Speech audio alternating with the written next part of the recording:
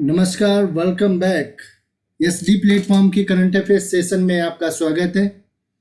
तो ये monthly current affair है जो जुलाई मंथ की आपको प्रोवाइड की जा रही है। तो सेशन में बढ़ते हैं इम्पोर्टेंट डे के साथ। इम्पोर्टेंट डे है राष्ट्रीय चिकित्सक दिवस, national doctors day. National doctors day. राष्ट्रीय चिकित्सक दिवस मनाने का मुख्य उद्देश्य है डॉक्टरों को उनके अमूल्य योगदान के लिए सम्मान देना। और 1 जुलाई को ही क्यों मनाया जाता है? क्योंकि इस दिन 1 जुलाई 1882 को अपने भारतीय डॉक्टर विधान चंद्र राय जी का जन्म हुआ था 1 जुलाई 1882 को। विधान चंद्र राय जी के सम्मान में प्रतिवर्ष 1 जुलाई को राष्ट्रीय चिकित्सक दिवस मनाया जाता है। और 1991 से इसकी शुरुआत रेगुलर की गई। 1991 से ये प्रतिवर्ष राष्ट्रीय चिकित्सक दिवस मनाया जाता है 1 जुलाई को। थीम थी इस वर्ष की building a fair healthier world. इस वर्ष की थीम थी विश्व जनसंख्या दिवस। विश्व जनसंख्या दिवस, वर्ल्ड पॉपुलेशन डे, 11 जुलाई 1987 को, जब पूरे विश्व की जनसंख्या 5 अरब से पार हो गई थी। बढ़ती हुई जनसंख्या में चिंता व्यक्त करने के लिए संयुक्त राष्ट्र संघ द्वारा 1989 से प्रतिवर्ष 11 जुलाई को विश्व जनसंख्या दिवस मनाया जाता है। इसका उद्देश्य विश्व भर में जनसंख्या के मुद्दों के प्रति लोगों को जागरूकता बढ़ाने के लिए ये प्रतिवर्ष ये दिन मनाया जाता है। और इस विश्व जनसंख्या दिवस का समस्त कार्यक्रम जो है संयुक्त राष्ट्र विकास कार्यक्रम के माध्यम से संचालित किया जाता है। थीम थी 2021 की अधिकार और विकल्प। 2021 जनसंख्या दिवस की थीम थी। विश्व युवा कौशल विकास दिवस। विश्व युवा कौशल विकास दिवस प्रतिवर्ष 15 जुलाई को मनाया जाता है। इस दिवस को मनाने का उद्देश्य है युवाओं को कौशल विकास के प्रति अधिक से अधिक जागरूक करना, ताकि वे बेहतर अवसरों को तलाश कर रोजगार प्राप्त कर सकें। ये पहली बार 15 जुलाई 2015 को मनाया गया। इस दिवस की स्थापना संयुक्त राष्ट्र महासभा द्वारा 11 नवंबर 2014 को की गई थी। 11 नवंबर 2014 को संयुक्त राष्ट्र महासभा द्वारा विश्व युवा कौशल विकास दिवस की स्थापना की गई थी। तब से 15 जुलाई 2015 को प्रथम बार ये दिन मनाया गया था। अंतर्राष्ट्रीय बाघ दिवस। तो अंतर्राष्ट्रीय बाघ दिवस प्रतिवर्ष 29 जुलाई को मनाया जाता है। इसका दिवस को मनाने का उद्देश्य जंगली बाघों के निवास के संरक्षण और विस्तार को बढ़ावा देने के साथ साथ बाघों के संरक्षण के प्रति जागरूकता बढ़ाना है। इस दिवस का मनाने का मुख्य उद्देश्य है। बाघ के बारे में और जानकारी देखते हैं। बाघ जो हमारे भारत का राष्ट्रीय पशु है, और अपने भारत के अलावा ये मलेशिया, बांग्लादेश और दक्षिण कोरिया, मलेशिया, बांग्लादेश और साउथ कोरिया का भी राष्ट्रीय पशु है। पूरे विश्व भर में 3900 लगभग 3900 बाघ पाए जाते हैं, जिसमें 75% लगभग 2967 बाघ भारत में पाए जाते हैं। और राष्ट्रीय बाघ संरक्षण कार्यक्रम भारत द्वारा 1973 में संचालित किया गया था, टाइगर प्रोजेक्ट। हाल ही में कृषि एवं मौसम से जुड़ी समस्त जानकारियों को साझा करने के लिए केंद्र सरकार द्वारा कौन सा ऐप लॉन्च किया गया? तो कृषि एवं मौसम से जुड़ी समस्त जानकारियों को साझा करने के लिए केंद्र सरकार द्वारा आत्मनिर्भर कृषि ऐप लॉन्च किया गया। इसमें कृषि, स्थानीय मौसम, पशुधन आदि से संबंधित जानकारी जो है 12 भाषाओं में साझा की जाएंगी। और इस ऐप को केंद्र सरकार द्वारा प्रायोजित किया गया है और बनाया टेक महिंद्रा द्वारा किया गया है। टेक महिंद्रा द्वारा बनाया गया। इससे पहले जो कृषि एवं मौसम से जुड़ी जानकारियां किसान मित्र पोर्टल था, ऑनलाइन पोर्टल, इस पे साझा की जाती थी मौसम से संबंधित पूर्व जानकारियां। मत्स्य सेतु ऐप ये स्वच्छ जल में मछली पालन से संबंधित मछली पालन से संबंधित जानकारी देता है। और किसान मित्र ऊर्जा योजना ये राजस्थान सरकार द्वारा संचालित की गई है अभी हाल ही में। भारतीय मूल के शतरंज खिलाड़ी सबसे युवा ग्रैंड मास्टर बन गए हैं। तो भारतीय मूल के शतरंज खिलाड़ी अभिमन्यु मिश्रा जी हैं, ये भारतीय मूल के अमेरिकी हैं जो सबसे युवा ग्रैंड मास्टर बन गए हैं। हाल ही में आकाशवाणी के महानिदेशक पद पर नियुक्त किए गए हैं। आकाशवाणी के महानिदेशक पद पर एन वेणुधर रेड्डी जी अभी नियुक्त किए गए हैं। और मुकुल गोयल के बारे में भी जानते हैं, ये उत्तर प्रदेश पुलिस के महानिदेशक डायरेक्टर जनरल अभी नियुक्त किए गए डीजी। और अजय माथुर, उनकी भी अपॉइंटमेंट 2 महीने पहले इंटरनेशनल सोलर अलायंस के डीजी चुने गए थे, अजय कुमार माथुर जी। डॉक्टर चिंतन वैष्णव ये एम्स के डीजी चुने गए थे। भारत नेट परियोजना के अंतर्गत कितने राज्यों को ऑप्टिकल फाइबर नेटवर्क से जोड़ा जाएगा? तो भारत नेट परियोजना जो है उसका तीसरा चरण चल रहा है। उसमें ऑप्टिकल फाइबर के जरिए 16 राज्यों को जोड़ा जाएगा। ये तीसरा चरण है ऑप्टिकल फाइबर नेटवर्क के द्वारा जोड़ने का, और ये 2019 से चालू है और 2023 तक चलेगा। ठीक है। इससे पहले जो प्रथम चरण था, प्रथम चरण का जो टारगेट था उसमें अंडरग्राउंड ऑप्टिकल फाइबर से 1 लाख ग्राम पंचायतों को जोड़ने का टारगेट था। 1 लाख ग्राम पंचायतों को जोड़ने का, वो भी अंडरग्राउंड ऑप्टिकल फाइबर के जरिए। और ये दिसंबर 2017 तक ये पहला चरण पूरा हुआ था। दूसरा चरण जो है इसमें बिजली खंभों के साथ ऑप्टिकल फाइबर को लगाया गया दूसरे चरणों में, और ये 2017 से 2019 तक चला। और तीसरा चरण 2019 से 2023 तक चलेगा, जिसमें 16 राज्यों को ऑप्टिकल फाइबर नेटवर्क से जोड़ा जाएगा। उत्तराखंड के नए मुख्यमंत्री के रूप में शपथ ली है। तो उत्तराखंड के नए मुख्यमंत्री के रूप में 11वें मुख्यमंत्री के रूप में श्री पुष्कर सिंह धामी जी ने शपथ ली है।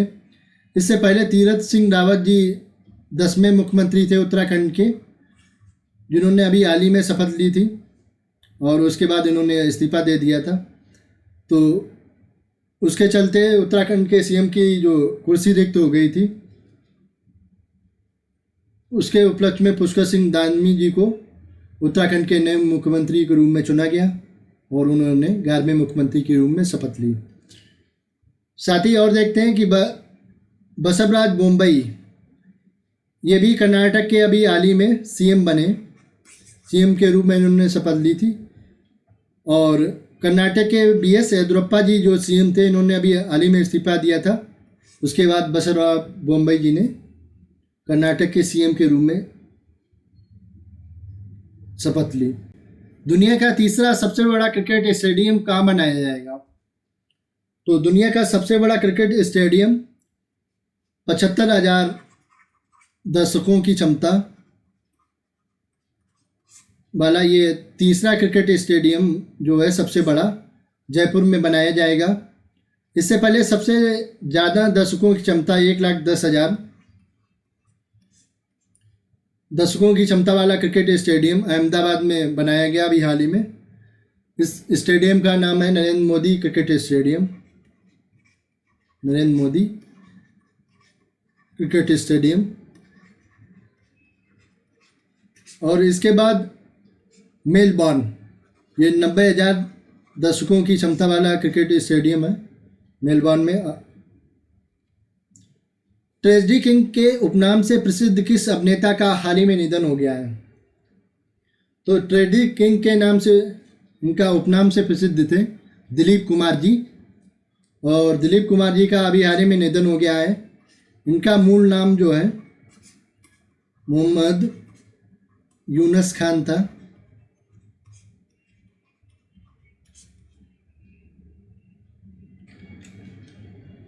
मोहम्मद यूनुस खान, इनका जन्म 11 दिसंबर 1922 में पाकिस्तान में हुआ था, और इन्होंने अपने फिल्मी करियर की शुरुआत की थी, और इसके बाद इन्हें कुल मिला के 8 फिल्म फेयर अवार्ड मिल चुके हैं। 8 फिल्म फेयर अवार्ड मिल चुके हैं, और 1991 में इन्हें पद्म भूषण मिला था, और 1994 में इन्हें दादा साहब फाल्के पुरस्कार मिला था। दादा साहब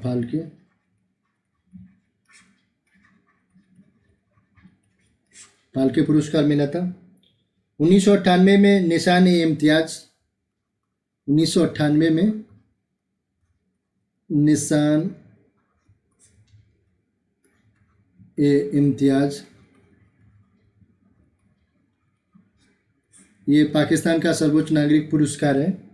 तो पाकिस्तान सरकार द्वारा 1998 में इन्हें निशान-ए-इम्तियाज पुरस्कार दिया गया था। 2002 से 2006 के बीच में, 2002 से 2006 के बीच में ये राज्यसभा के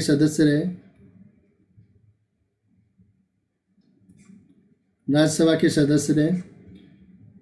और 2015 में इन्हें पद्म विभूषण दिया गया।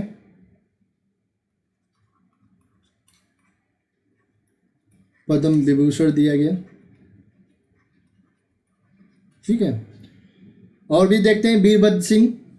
अभी वीरभद्र सिंह का भी निधन हो गया है। ये हिमाचल प्रदेश के 5 बार सीएम रह चुके हैं। और जब बात ट्रेजेडी किंग की आई है, तो ट्रेजेडी क्वीन के नाम से जो मशहूर हैं उपनाम से, ये मीना कुमारी जी हैं। ठीक है। हाल ही में देश का नया शिक्षा मंत्री किसे नियुक्त किया गया? तो देश का नया शिक्षा मंत्री धर्मेंद्र प्रधान जी को नियुक्त किया गया है।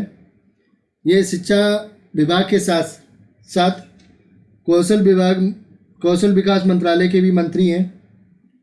और इससे पूर्व रमेश पोखरियाल निशंक जी शिक्षा मंत्री थे भारत के। अनुराग ठाकुर ये हाल ही में खेल मंत्री नियुक्त किए गए हैं, खेल मंत्री। और इससे पहले खेल मंत्री किरण रिजिजू जी थे। किरण रिजिजू जी अब संस्कृति मंत्रालय के मंत्री हैं। संस्कृति मंत्रालय के मंत्री हैं। स्वदेशी उद्योग को बढ़ावा देने के लिए केंद्र सरकार द्वारा किस नए मंत्रालय का गठन किया गया है? तो स्वदेशी उद्योग को बढ़ावा देने के लिए केंद्र सरकार द्वारा सहकारिता मंत्रालय का गठन किया गया है। तो एक नया सहकारिता मंत्रालय बनाया गया जिसमें केंद्र स्वदेशी उद्योगों को बढ़ावा दिया जाएगा। तो इसके सहकारिता विभाग मंत्रालय के मंत्री अमित शाह जी बने। अमित शाह जी, और अमित शाह जी ये गृह मंत्री जी, अमित शाह ये गृह मंत्रालय के साथ साथ सहकारिता मंत्रालय के भी मंत्री हैं। कृषि मंत्रालय नरेंद्र सिंह तोमर जी के पास है।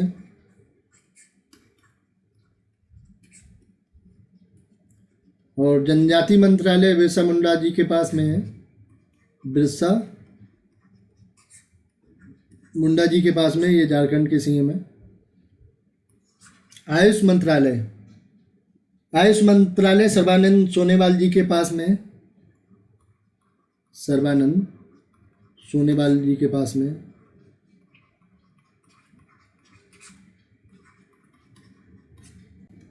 हेनली पासपोर्ट इंडेक्स रिपोर्ट 2021 में किस देश का पासपोर्ट सबसे शक्तिशाली बताया गया?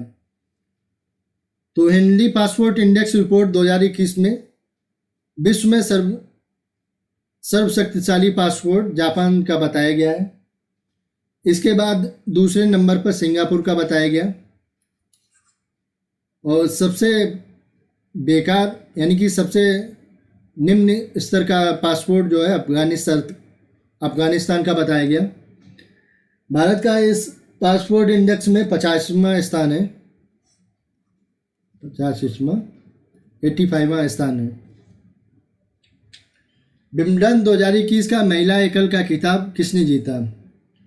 तो विंबलडन 2021 में महिला एकल का खिताब एशले बार्टी, ये ऑस्ट्रेलिया की हैं,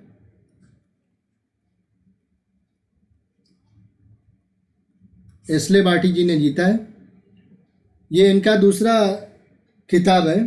इन्होंने 2019 में ऑस्ट्रेलियन ओपन जीता था, ऑस्ट्रेलियन ओपन भी जीता था, ठीक है।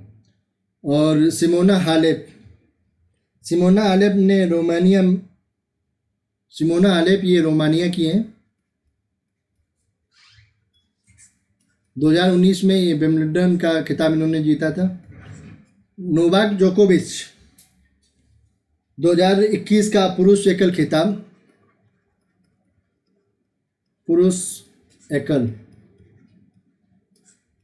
का विंबलडन 2021 का खिताब इन्होंने नोवाक जोकोविच ने जीता है। समीर बनर्जी, तो जूनियर एकल का खिताब समीर बनर्जी ने जीता है। समीर बनर्जी जूनियर एकल का खिताब। और ये भारतीय मूल के अमेरिकी हैं।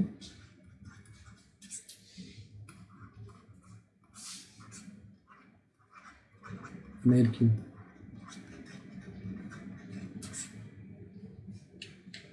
देश का पहला राज्य केंद्र शासित प्रदेश जहां कोविड-19 की पहली डोज का 100% लक्ष्य हासिल किया गया। तो देश का पहला राज्य है केंद्र शासित प्रदेश लद्दाख, जहां पर कोविड-19 की पहली डोज का 100% लक्ष्य हासिल किया गया। देश का पहला ग्रेन एटीएम कहाँ स्थापित किया गया?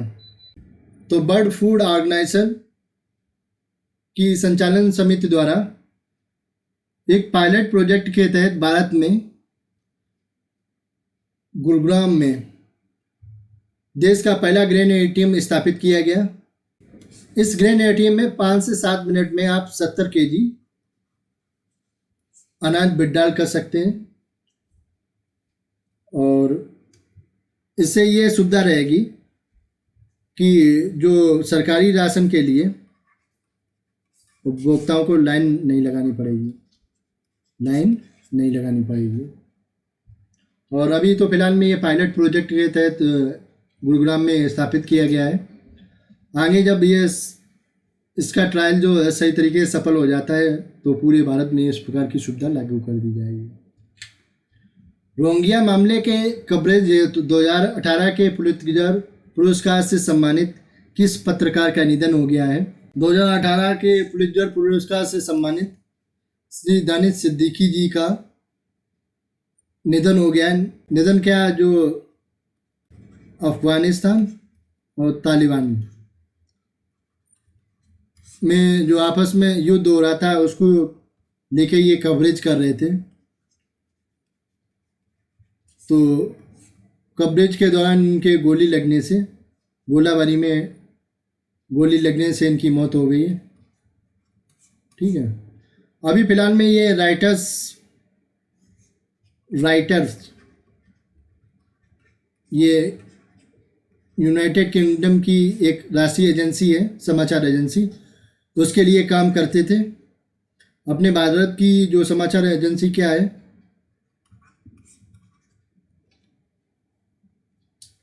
PTI, press trust of India, अपने भारत की समाचार एजेंसी है। यूरो कप 2020 का विजेता देश कौन सा है?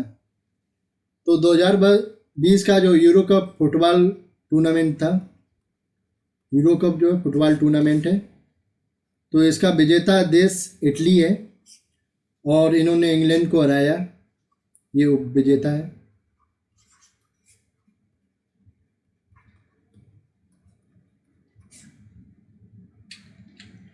एशिया का पहला राष्ट्रीय डॉल्फिन अनुसंधान केंद्र कहाँ स्थापित किया जाएगा? भारत में पटना में स्थापित किया जाएगा। जो अपना राष्ट्रीय जलीय जीव है गंगा डॉल्फिन,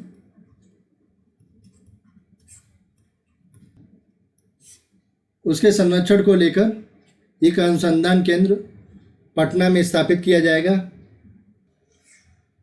तो विश्व इमोजी दिवस जो है प्रतिवर्ष कब मनाया जाता है? तो इमोजी दिवस प्रतिवर्ष 17 जुलाई को मनाया जाता है। इमोजी हम लोग मैसेज करते हैं, उसमें किसी शॉर्ट मैसेज को एक इमोजी के माध्यम से अपनी अभिव्यक्ति व्यक्त करते हैं। तो इस इमोजी दिवस को प्रतिवर्ष 17 जुलाई को मनाया जाता है। 18 जुलाई को क्या मनाया जाता है? National mandala day. Nelson mandala day मनाया जाता है। 20 जुलाई को क्या मनाया जाता है? विश्व शतरंज दिवस। शतरंज दिवस। और मून लैंडिंग डे भी मनाया जाता है। मून लैंडिंग डे यानी कि 20 जुलाई को मानव जो है मून पर पहली बार लैंड हुआ था, तो उसके उपलक्ष्य में मून लैंडिंग डे भी मनाया जाता है। 23 जुलाई को क्या मनाया जाता है? राष्ट्रीय प्रसारण दिवस। राष्ट्रीय प्रसारण दिवस 23 जुलाई को मनाया जाता है। National broadcasting day. गरीबी उन्मूलन के लिए काम करने वाले संगठन ऑक्सफैम के अनुसार दुनिया भर में भुखमरी के कारण प्रति मिनट कितने लोगों की मृत्यु हो जाती है? तो गरीबी उन्मूलन के लिए काम करने वाले संगठन ऑक्सफैम, इसके अनुसार प्रति मिनट में 11 लोगों की भुखमरी के कारण मृत्यु हो जाती है। तो ऑक्सफैम ने ये रिपोर्ट दी। Hunger virus multiplies.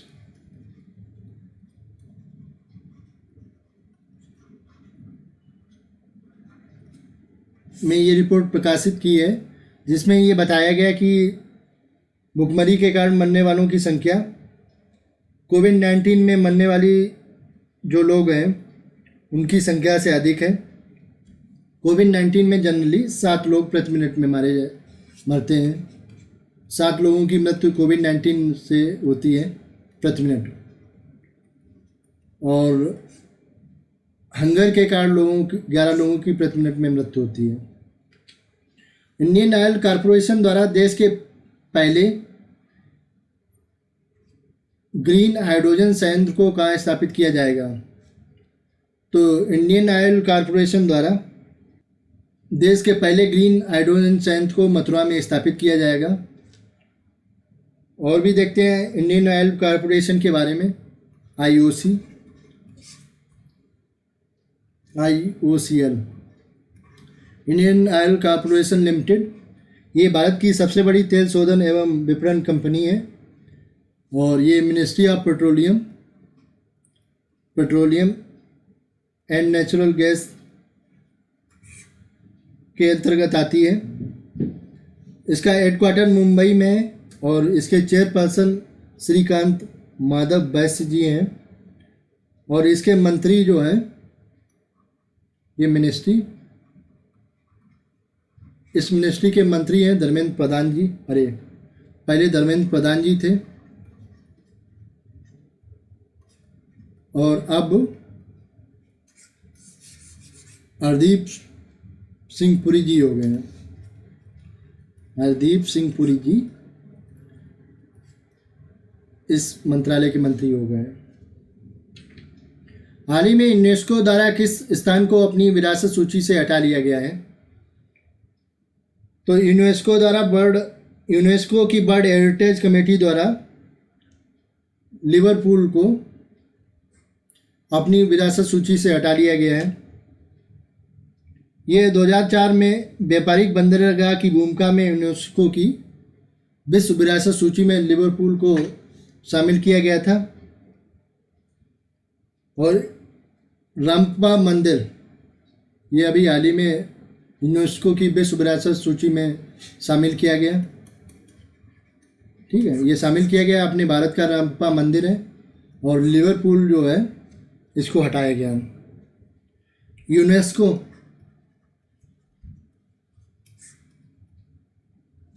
United Nation Education Science and Cultural Organisation इसका फुल फॉर्म है। इसका हेडक्वार्टर जो है पेरिस में है। ठीक है, और ये यूनाइटेड नेशन का एक निकाय है। इसका कार्य शिक्षा, प्रकृति एवं समाज विज्ञान, संस्कृति तथा संचार के माध्यम से विश्व में शांति को बढ़ावा देना। ये भारत जो है 1940 से इसका सदस्य देश है और 1993 क्या 193 सदस्य देश हैं इसके, मेंबर हैं इसके। अमेरिका, इजराइल को छोड़कर 193 देश इसके मेंबर हैं और इसका मुख्य उद्देश्य है साक्षरता बढ़ाने वाले कार्यक्रम को प्रायोजित करना एवं वैश्विक धरोहर की इमारतें और पार्कों को संरक्षण प्रदान करना इसका मुख्य उद्देश्य है। वर्ष 2032 के ओलंपिक का आयोजन किस शहर में किया जाएगा यह प्रस्तावित है। ब्रिस्बेन में आयोजित किया जाएगा, यह ऑस्ट्रेलिया में ब्रिस्बेन में आयोजित किया जाएगा। और 2024 का जो ओलंपिक है ये पेरिस में आयोजित किया जाएगा और 2028 का जो ओलंपिक है ये लॉस एंजल्स में आयोजित किया जाएगा।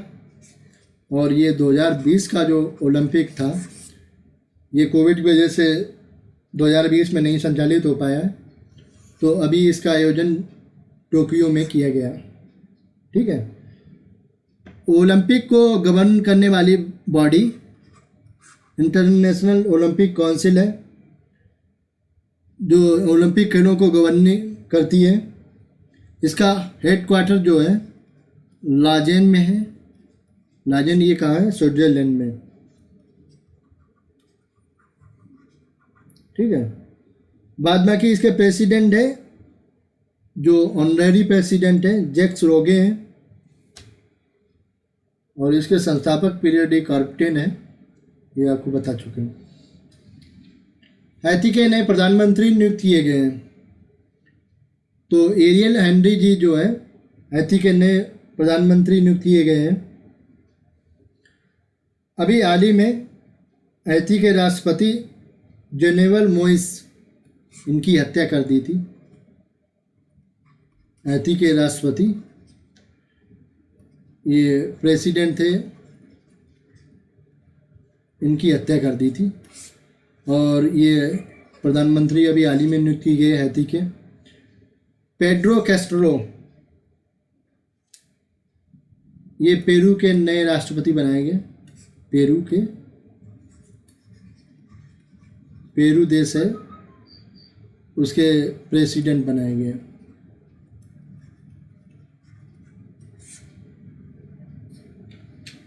किस राज्य सरकार द्वारा कोरोना से हुए अनाथ बच्चों के लिए बालक सेवा योजना का शुभारंभ किया गया है? बालक सेवा योजना।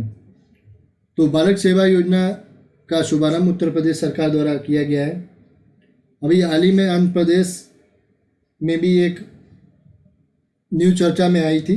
तो आंध्र प्रदेश सरकार द्वारा कापू समुदाय और इकोनॉमिक वीकर सेक्शन के लोगों को 10% सरकारी नौकरियों में आरक्षण देने की घोषणा की। IMF द्वारा वर्ष 2021 के लिए वैश्विक विकास दर लगभग कितने प्रतिशत रहने का अनुमान है? तो पूरे विश्व की वैश्विक विकास दर IMF द्वारा 6% रहने का अनुमान बताया गया है। IMF द्वारा भारत की भी विकास दर जो है 9.5% रहने का अनुमान बताया गया है, 9.5%। इससे पहले शुरुआती वर्ष में IMF द्वारा 12.5% विकास दर रहने का अनुमान बताया है उसके बाद IMF द्वारा ये विकास दर घटा के 9.5% रहने का अनुमान बताया है। 10% ये एशियन डेवलपमेंट बैंक द्वारा भारत की विकास दर रहने का अनुमान बताया है 10%। ठीक है। कारगिल विजय दिवस मनाया जाता है। तो कारगिल विजय दिवस प्रतिवर्ष 26 जुलाई को मनाया जाता है।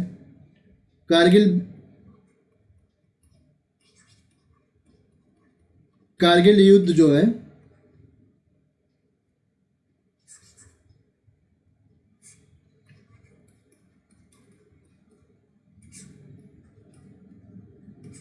कारगिल युद्ध 1999 में लड़ा गया था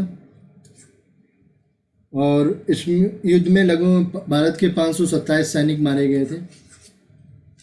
कारगिल युद्ध स्मारक, ये ट्रांस मेमोरियल भी इसे बोलते हैं, टाइगर हिल लद्दाख में स्थापित है। इस युद्ध में भारतीय वायुसेना द्वारा सहायता हेतु ऑपरेशन सफ़ेद सागर चलाया गया था। इंडियन एयरफोर्स द्वारा ऑपरेशन सफ़ेद सागर चलाया गया था। ठीक है। 22 जुलाई को क्या मनाया जाता है? ब्रेन दिवस मनाया जाता है 22 जुलाई को, ब्रेन डे। और 27 जुलाई को क्या मनाया जाता है? CRPF स्थापना दिवस। और ये 83वां स्थापना दिवस CRPF का काम मनाया गया। 28 जुलाई को क्या मनाया जाता है? विश्व प्राकृतिक संरक्षण दिवस। और ये 28 जुलाई को विश्व हेपेटाइटिस दिवस भी मनाया जाता है। विश्व प्राकृतिक संरक्षण दिवस को मनाने का उद्देश्य जानवरों एवं पेड़ों को बचाने से संबंधित जागरूकता फैलाना लोगों के बीच में। तो विश्व प्राकृतिक संरक्षण दिवस 28 जुलाई को मनाया जाता है। टोक्यो ओलंपिक में कितने नए खेलों को प्रथम बार सम्मिलित किया गया है? तो टोक्यो ओलंपिक में 4 खेलों को पहली बार सम्मिलित किया गया है। आनुवांशिक रूप से संशोधित गोल्डन राइस के उत्पादन को मंजूरी देने वाला प्रथम देश बन गया है। तो जेनेटिकली मॉडिफाइड गोल्डन राइस के उत्पादन को मंजूरी देने वाला प्रथम देश फिलीपींस बन गया है। जेनेटिकल मॉडिफाइड क्या होता है कि कोई भी फसल होती है, क्रॉप, उसको बाहरी परिवेश में डालने के लिए और छोटे सूक्ष्मजीव से लड़ने के लिए उसके जीन में थोड़ा सा परिवर्तन कर दिया जाता है, जिस कारण वो फसल काफ़ी स्टेबल हो जाती है, उसमें कम रोग भी लगते हैं और उनमें उपचार की भी कम आवश्यकता होती है। तो उसको जेनेटिकल मॉडिफाइड फसल बोला जाता है। GM फसल जो है जनरली औद्योगिक दृष्टि से काफ़ी लाभदायक होती हैं। अंतर्राष्ट्रीय बाघ मानक कार्यकारिणी द्वारा भारत के कितने टाइगर रिजर्व को मान्यता दी गई है?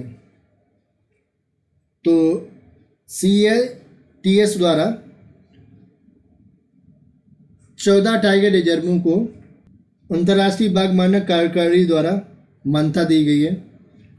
इसमें 3 जो है असम के हैं। असम के कौन कौन से हैं? मानस, काजीरंगा, औरंग। मानस, काजीरंगा, औरंग।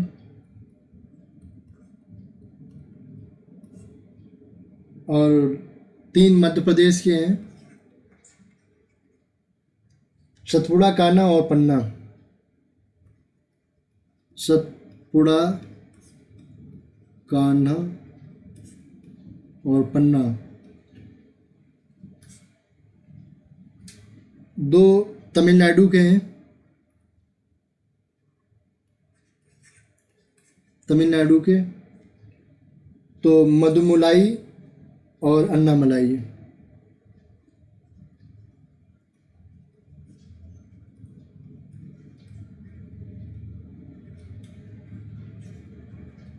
मधुमलाई और अन्नामलाई। एक महाराष्ट्र का है पेंच, महाराष्ट्र का पेंच क्या है, पेंच महाराष्ट्र का पेंच। और एक है बिहार का वाल्मीकि।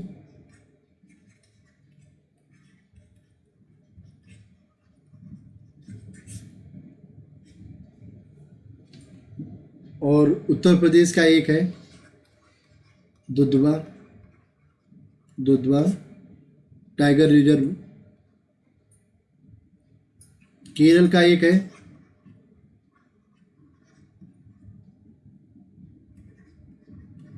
परम्बिकुलम। और कर्नाटक का एक है बांदीपुर, बांदीपुर टाइगर रिजर्व कर्नाटक का है। वेस्ट बंगाल का एक है, वेस्ट बंगाल में एक ही टाइगर रिजर्व है सुंदरबन, जो बाघ मानक कार्यकारिणी द्वारा मान्यता दी गई है। ठीक है, तो कुल कितने हुए? 3 3 6 2 8 9 10 11 12 13 और 14। तो ये मान्यता जो है अंतर्राष्ट्रीय बाघ मानक कार्यकारिणी द्वारा दी गई है। अभी हाल ही में केंद्रीय पर्यावरण मंत्री नियुक्त किए गए हैं, ये भूपेंद्र यादव जी हैं, भूपेंद्र यादव जी केंद्रीय पर्यावरण मंत्री नियुक्त किए गए। ठीक है, हाल ही में भारत व किस देश के मध्य 12वां संयुक्त सैन्य अभ्यास इंद्र 21 आयोजित किया गया है?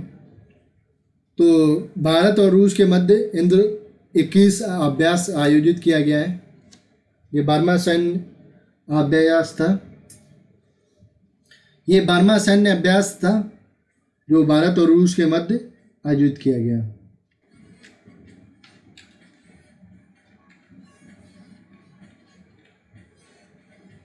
किस राज्य सरकार द्वारा डिप फ्रॉम टैप योजना का शुभारंभ किया गया है?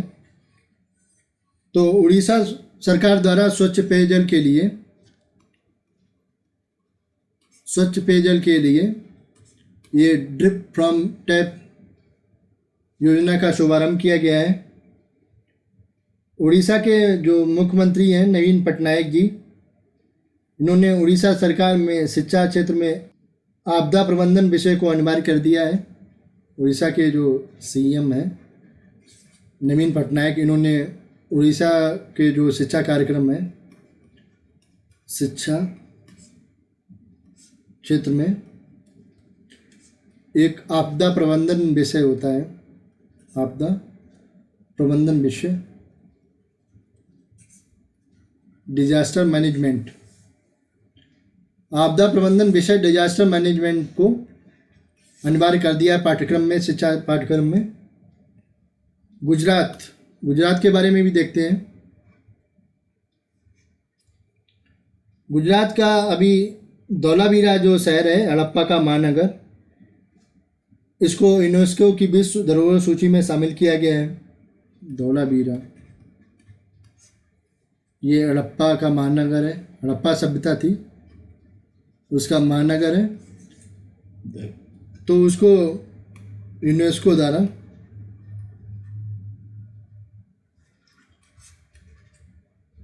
विश्व धरोहर सूची में शामिल किया गया है। असम में हाल ही में बांस औद्योगिक पार्क की आधारशिला रखी गई है। बांस औद्योगिक पार्क, बांस औद्योगिक पार्क की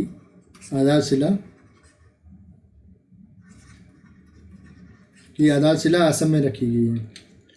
पंजाब में पेयजल परियोजना को किस संस्था द्वारा 446 करोड़ दिए जाएंगे? तो नबार्ड संस्था द्वारा घरेलू नल के माध्यम से प्रति व्यक्ति 70 लीटर पेयजल उपलब्ध कराने के लिए पंजाब सरकार को 446 करोड़ रुपए मंजूर किए हैं।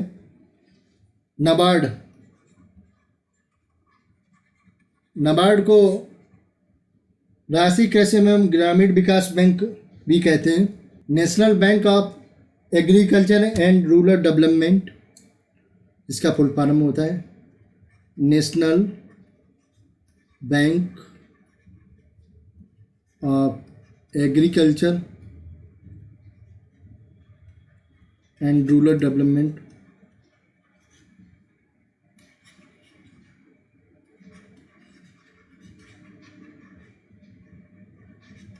रूरल डेवलपमेंट इसका फुल फॉर्म होता है। इसका हेडक्वार्टर जो है मुंबई में है और इसका मुख्य कार्य है ग्रामीण क्षेत्रों में ऋण उपलब्ध कराने के लिए एक नोडल एजेंसी के रूप में कार्य करती है नाबार्ड। 12 जुलाई 1982 को इसकी स्थापना की गई थी। 12 जुलाई 1982 को शिवरामन समिति की सिफारिश पर नाबार्ड अधिनियम, राष्ट्रीय कृषि एवं ग्रामीण विकास बैंक अधिनियम 1981 के तहत 12 जुलाई 1982 को इसकी स्थापना की गई है। तो आज के सेशन में बस इतना ही। मिलते हैं नेक्स्ट सेशन में, तब तक के लिए goodbye and thanks for watching.